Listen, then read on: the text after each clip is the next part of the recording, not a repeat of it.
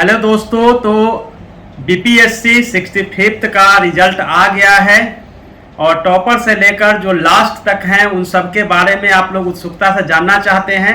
खास तौर से जो सुदूर ग्राम की जो छात्राएं हैं वो जानना चाहती हैं कि किस तरह से एक लड़की जो है अपने लाइफ को स्ट्रगल करते हुए डीएसपी तक की सफ़र तय करती है।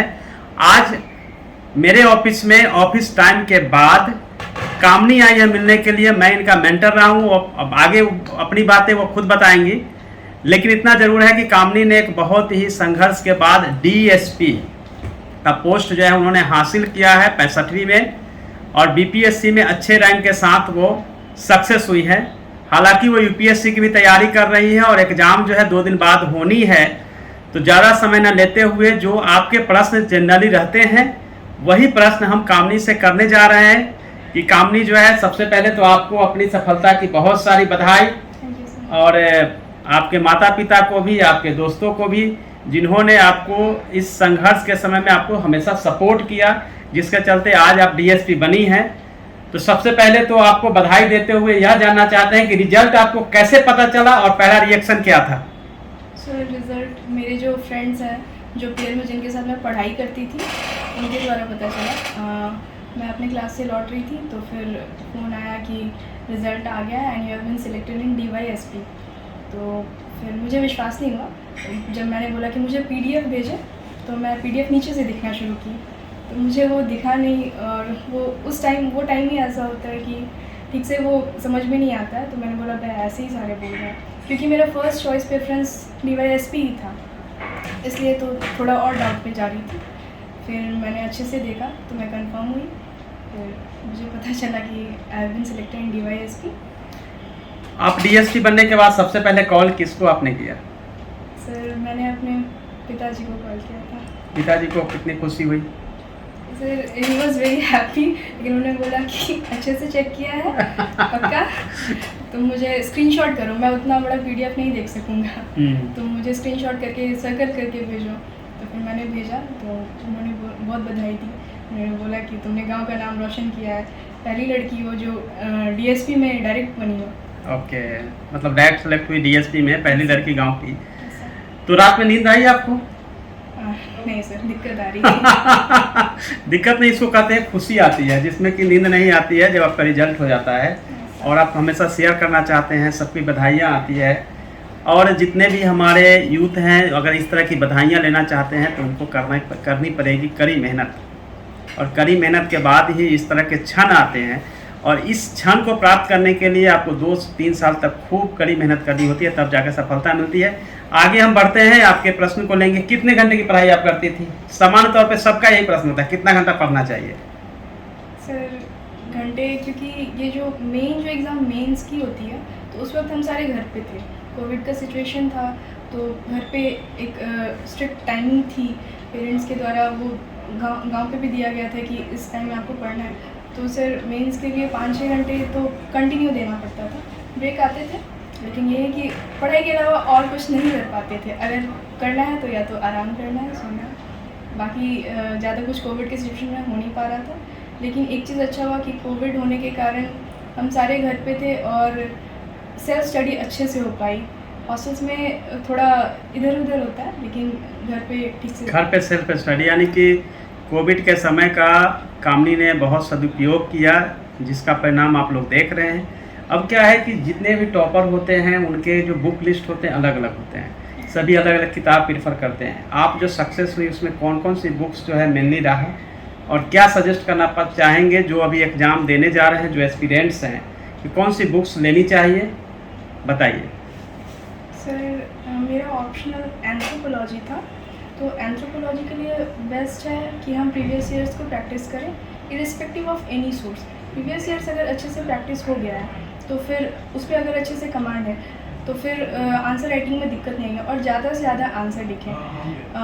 जो सोर्सेज होते हैं वो वही नदीम हसनैन की किताबें होती हैं, और विवेक भास्मे की एक बुक आती है जिसमें प्रीवियस ईयर क्वेश्चंस UPSC के रहते हैं, तो वो उस लेवल के क्वेश्चंस तक जा सकते हैं।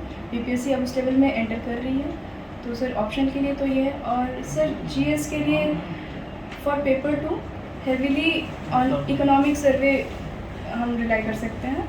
और बाकी जो स्टैटिक बुक्स हैं, जो बाकी टॉपर्स भी बताते हैं, जो स्टैटिक्स बुक्स है और जो डायनेमिक है वो तो देखना है, अप टू डेट करते रहना है। बट ये जीएस में आपने क्या पढ़ा?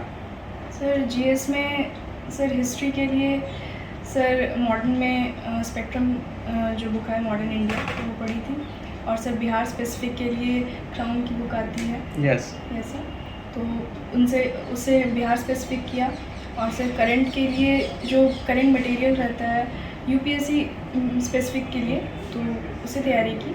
और कुछ बिहार के लिए भी करंट किया इकोनॉमिक सर्वे से, सर उससे हुआ। ओके। दूसरी बात यह है कि इंटरव्यू आपका अगर आपको याद हो कि किनके बोर्ड में है तो ठीक है, नहीं याद है तो भी बताइए कि क्या क्या प्रश्न क्या क्या किया गया था। सर मेरा इंटरव्यू बोर्ड दीप्ति मैडम के बोर्ड में था। दीप्ति मैडम के बोर्ड में था, क्या क्या प्रश्न किया गया? सर उन्होंने मुझे हर क्षेत्र में ले गए, हर क्षेत्र में ले गए। करंट से शुरुआत की, मेरे हॉबी में एंटर किया। हॉबी में मैं जैसे जैसे क्वेश्चन एक्सपेक्ट नहीं कर पा रही थी वहाँ भी उन्होंने पूछा। हॉबी मेरा फिक्शन रीडिंग था, तो और मेनली मैं शॉर्ट स्टोरीज़ पढ़ती हूँ, तो उनसे उन्होंने काफ़ी क्वेश्चन पूछा। और उस वक्त कुछ करंट के ज्वलंत मुद्दे थे, अफ़गान जो टेरराइज हो रहा था। अच्छा। वो तो उस टॉपिक पे काफ़ी रहा। और भी जो सदस्य थे उन्होंने मुझे एंथ्रोपोलॉजी के काफ़ी क्वेश्चन दिए। ऐसा कोई प्रश्न जिसका जवाब आपने नहीं दिया हो? सर ऐसे प्रश्न आए थे, बहुत सारे आए थे, मेरे हॉबी से रिलेटेड ही आए थे। जो आपकी हॉबी क्या है? Sir fiction reading. ओके, उससे भी बहुत सारे क्वेश्चन आए। मैम ने राइटर्स के बारे में पूछना शुरू किया, तो 2 राइटर्स के बारे में मैंने बताया, तीसरे को मैं गेस नहीं कर पाई, तो उन्होंने आंसर को दे दिया। दूसरा यह है कि कोई ऐसा दिलचस्प वाक्य या दिलचस्प प्रश्न पूछे गए होंगे इंटरव्यू के दरमियान, ऐसा कोई है तो ठीक है। सर दीप्ति मैडम ने मेरे हॉबी से रिलेटेड एक क्वेश्चन पूछा था। उन्होंने रचना नहीं बताई राइटर की, बस वो कुछ ऐसे कह रही थी कि पता है कुछ वो ऊपर पहाड़ों पे रहते हैं। मैंने बोला पहाड़ों पे कौन रहते हैं? तो कुछ ऊपर नॉर्थ साइड याद करो, वो बच्चों की किताबें लिखते हैं। अच्छा। तो फिर मुझे याद आया कि रस्किन बॉन्ड के बारे में बात हो रही है, तो मैंने उनको बताया, तो मैंने बोला ठीक है। और तो ये रस्किन की बात कर रहे हैं कि जो मसूरी में लंबे समय तक रहे थे, और जो ट्रेनिंग जो है वो वहाँ होती है, इसलिए मुझे भी पता है। अच्छा, आप जो है आने वाले जो एग्ज़ाम्स हैं बीपीएससी के, स्पेशली जो 67th बीपीएससी का प्रीलिम्स जो है वो दिसंबर जनवरी में संभावना है कि होगी। उनको प्रीलिम्स के लिए क्या टिप्स देना चाहेंगे? क्योंकि प्रीलिम्स एक बहुत बड़ा जो है चैलेंज है बीपीएससी में। टोटल सीट का 10 गुना ही रिजल्ट आता है प्रीलिम्स का। कई बार सीट जो है 1400 होती है तो कंफर्ट होता है, लेकिन जब 400 हो जाता है तो कंफर्ट नहीं होता है। आप इंटरव्यू दे के आएंगे, अगली बार गायब रहेंगे। क्या सजेशन देंगे कि कम से कम 110 नंबर जो है पीटी में आ जाए? सर फॉर पीटी सर, क्योंकि हमें बहुत सारे फैक्ट्स इकट्ठा करने होते हैं, तो हम ज़्यादा से ज़्यादा टेस्ट लगाने का सोचते हैं। सर क्वालिटी टेस्ट की ज़रूरत होगी उसमें। और सर क्योंकि उसमें फैक्ट्स मेमोराइज नहीं होता है तो दिक्कत आती है। तो सर प्रैक्टिस में अगर बोलेंगे तो बिहार स्पेसिफिक ज़्यादा चाहिए होता है, क्योंकि जो यूपीएससी और बीपीएससी दोनों के एस्पिरेंट्स बीपीएससी देते हैं। अगर कहीं से हम उनको माइनस कर सकते हैं तो वो बिहार के लोग बिहार स्पेसिफिक करके कंपटीशन को थोड़ा सा ये कर सकते हैं। तो बिहार स्पेसिफिक में ज़्यादा। अब आप सफल हो गई, अब आगे का लाइफ का प्लान क्या है? अभी आगे ऐसा नहीं है रुक गया है, अभी आगे प्रिपरेशन चल रही है, यूपीएससी की प्रिपरेशन चल रही है। परसों है। जैसा कि मैंने बताया था कि कामनी का ऑलरेडी डीएसपी हो गया है, लेकिन इसका मतलब ये नहीं है कि यह पड़ाव है। अब यूपीएससी की तैयारी चल रही है, यानी कि आगे जो है लक्ष्य जो है वो यूपीएससी ही है। अभी तो एक पड़ाव है जिसमें कि उनको डीएसपी मिला है, और मेरी शुभकामना रहेगी कि ये आगे सफल हो। और आगे बहुत सारे प्रश्न हैं जो कि हम आगे लेंगे और फिर दूसरे वीडियो में आपको बताएंगे कामनी के स्ट्रगल के बारे में। लेकिन लास्ट में एक प्रश्न पूछना चाहेंगे कि आपको अपने दनियामा से आकर, बहुत पटना के पास में है, पटना में आकर आप रह रही हैं, और स्पेशली जो है आपको देखेंगे कि जो गर्ल्स हॉस्टल पटना यूनिवर्सिटी के हैं वहाँ पर रह रही हैं, और तैयारी के दरमियान भी आप रही थी। हॉस्टल में रहते हुए पढ़ाई करने के लिए क्या स्ट्रेटजी होनी चाहिए? क्योंकि मैक्सिमम जो हमारे स्टूडेंट है वह तो हॉस्टल में होता है या लॉज में होता है, वो सेपरेटली बहुत कम लोग रहते हैं, तो वहाँ पे जो है बहुत सारे डिस्टर्बिंग वगैरह वगैरह होती रहती है। तो क्या सजेशंस आपका रहेगा कि कैसे पढ़ाई करनी चाहिए? कहीं ऐसा तो नहीं कि रात में पढ़ लेना चाहिए, दिन में भले मस्ती करें?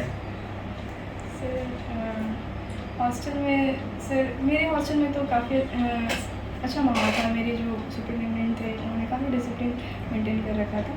लेकिन ऐसे अगर हॉस्टल जो आजकल के यूथ लाइब्रेरी को बहुत प्रेफर कर रहे हैं, तो एक लाइब्रेरी का ऑप्शन है जहाँ हम सेल्फ स्टडी अच्छे से कर सकते हैं। सर दूसरा है कि हम पेयर में पढ़ सकते हैं।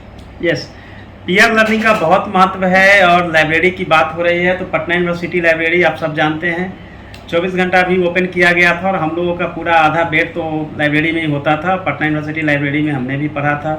कामनी आज सफल हुई है पटना यूनिवर्सिटी से ही, जूनियर में ही रही है पटना यूनिवर्सिटी की, और अभी LLB भी कर रही है। मैंने भी LLB किया है पटना लॉ कॉलेज से, तो जूनियर के हिसाब से भी और हमारे से जुड़ी रही है, इसके हिसाब से भी। बाकी जो बहुत सारे हमारे जो एस्पिरेंट्स हैं, हमारे यूथ हैं जो हमसे जुड़े हुए हैं और अभी हमें देख रहे हैं, सबको मैं यही कहूँगा कि अगर आपने 2 साल की अच्छी पढ़ाई की तो पूरी लाइफ जो है आपकी अच्छी होगी। माता पिता का सम्मान बढ़ेगा, सोसाइटी का सम्मान बढ़ेगा, और आपकी जो अपनी खुद की सेटिस्फैक्शन है एटलीस्ट जॉब की भी, वो आपकी मिलेगी। अदरवाइज अगर आप बाकी के फालतू के चीज़ों में अपना समय गंवाएंगे तो आपका रिजल्ट जो है वो संदिग्ध हो सकता है, नहीं हो सकता है, और आप सफल नहीं होंगे तो बाद में आपके पास हाथ मलने या पछतावा के सिवा कुछ नहीं मिलेगा। तो कामनी जाते जाते लास्ट में क्या कहना चाहेंगे? सर ये एग्ज़ाम पेशेंस चेक करता है। पेशेंस चेक करता है। यस सर, क्योंकि एक साल पीटी होता है, दूसरे साल कभी कभी मेंस गायब हो जाता है कभी मेंस नहीं होता है, फिर तीसरे साल फर्स्ट एग्ज़ाम में ऐसा ही हुआ था। तो ये पेशेंस चेक करता है ये एग्ज़ाम। तो कंटिन्यू रहना सबसे इम्पोर्टेंट है, इरिस्पेक्टिव ऑफ कि आप बहुत ज़्यादा पढ़ाई करते हैं, बस जितना भी करते हैं उसमें आप कंटिन्यू रहें, तो वो एक ना एक दिन तो मिल ही जाता है। तो वो 2 तरह की चीज़ें हैं, एक तो कंटिन्यूटी होनी चाहिए, निरंतरता होनी चाहिए, और दूसरी है पेशेंस। क्योंकि ये पेशेंस अगर नहीं होता तो मैं आज IAS नहीं होता। पहली बार मैंने UPSC का इंटरव्यू दिया, दूसरे साल में PT में गायब था, और तीसरे साल में 49th रैंक के साथ है। अगर मैं ये हार गया होता तो फिर हो सकता था कि डिस्टर्ब हो सकते।